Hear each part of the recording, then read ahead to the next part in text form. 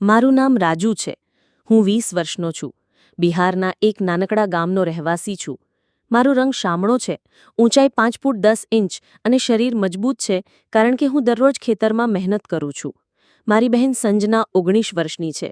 મારો 1 વર્ષ નાનો, ખૂબ જ નિખાલસ અને ચંચળ સ્વભાવનો છે. અમારા ઘરમાં 4 લોકો છે. હું, સંજના, મમ્મી અને પપ્પા. મમ્મી 42 વર્ષની છે અને હંમેશા પ્રેમથી ઘર સંભાળે છે. પપ્પા 45 વર્ષના કડક સ્વભાવના છે અને મોટાભાગે ખેતર કે બહારના કામમાં વ્યસ્ત રહે છે. આ વાર્તા રાખીબંધીની છે, જ્યારે મારા અને સંજના વચ્ચે કંઈક એવું બન્યું કે મારી જિંદગી બદલાઈ ગઈ. રાખીબંધી પહેલાં 3 દિવસ સંજનાએ બજારથી રાખી ખરીદી. એની આંખોમાં કંઈક શરારત હતી, જે તે સમયે મને સમજાઈ નહોતી. આગળના દિવસે મમ્મી પપ્પા નાનીના ઘરે ગયા. જતા પહેલાં મમ્મીએ કહ્યું, રાજુ, તું આજે મારા રૂમમાં સૂઈ જજે. અમારા ઘરે 2 રૂમ છે, એક મમ્મી પપ્પાનો અને બીજો સંજનાનો. હું તો સામાન્ય રીતે ઓટલા પર ખટીએ સૂતો. એ રાતે હું મમ્મીના રૂમમાં સૂતો હતો. પથારી તો નરમ હતી, પણ ઊંઘ આવતી નહોતી. રાત્રે 12:30 વાગ્યે મને સંજનાના રૂમમાંથી અવાજ આવ્યો. મારું દિલ જોરથી ધડકવા લાગ્યું. દિવાલમાં નાનું છિદ્ર હતું, જે મેં પહેલાં ક્યારેય ધ્યાનથી જોયું નહોતું. હું ઉઠ્યો અને એ છિદ્રમાં આંખ લગાવી. જે જોયું એ જોઈને મારા પગની નીચેની જમીન સરકી ગઈ.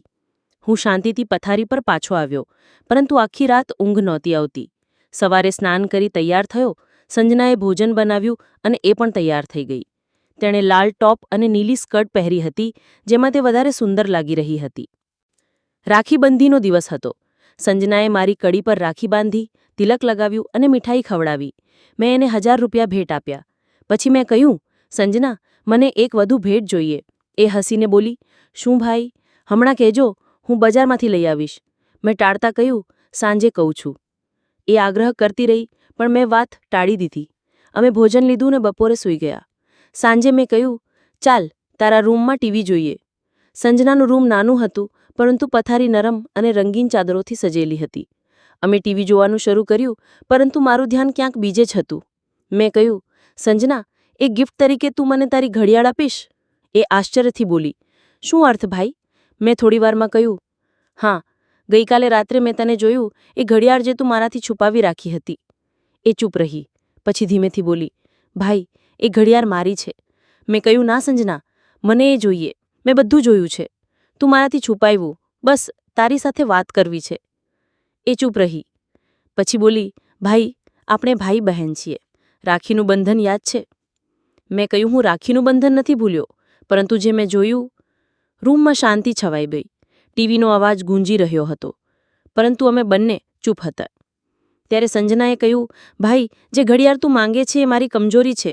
તું મારો ભાઈ છે, મારો રક્ષક. એની વાતોએ મને ઝંઝોળી નાખ્યો.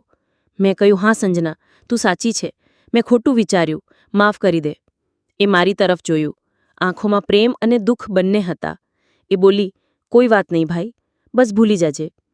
એ રાતે હું ફરી ઓટલા પર ખટીએ સૂતો રહ્યો. સંજનાની વાતો મારા કાનમાં ગૂંજતી રહી.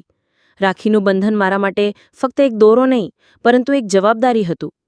મેં નક્કી કર્યું કે હું મારા મનના ભટકાઓને કાબૂમાં રાખીશ. સંજના મારી બહેન હતી અને હું તેનો રક્ષક. રાખીબંધીનો એ દિવસ મારી જિંદગીનો પાઠ બની ગયો. મેં શીખ્યું કે પ્રેમ અને ઈચ્છા વચ્ચે એક પાતળી રેખા હોય છે, અને એ રેખા પાર કરવી એ ખોટા રસ્તે લઈ જાય છે. સંજના અને મારું બંધન એ જ રહ્યું, ભાઈ બહેનનું પવિત્ર અને અખંડ.